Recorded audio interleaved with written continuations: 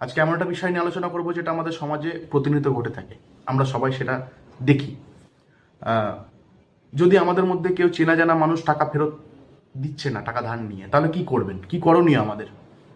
প্রথমত একটা কথা খুব পরিষ্কার, কেউ চেনা জানা কেউ টাকা ধার নিলে সে টাকা ফেরত না দিলে সেটা কখনোই ঠিক মানসিকতার পরিচয় হয় না, সেটা সবসময় অপরাধ হয়, আইনের চোখে এটা অপরাধ, এটা প্রতারণা।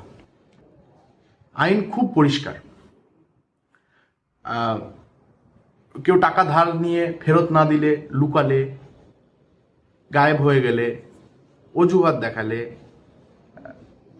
মিথ্যা কথা বলে দূরে থাকলে, এটা ঘোরতর অপরাধ আইনত।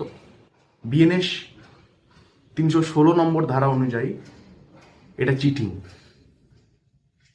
এই ধারা কিন্তু খেলনা নয়, বারবার বলছি, পরিষ্কার করে বলছি, এই ধারা কিন্তু খেলনা নয়। এই ধারার মাধ্যমে জেলের ব্যবস্থা আছে।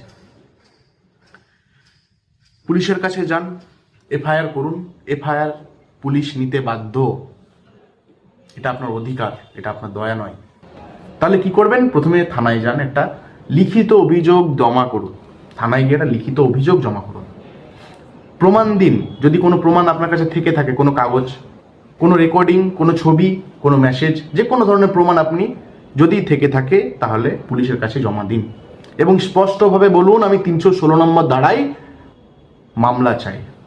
পুলিশের না করার অধিকার নেই।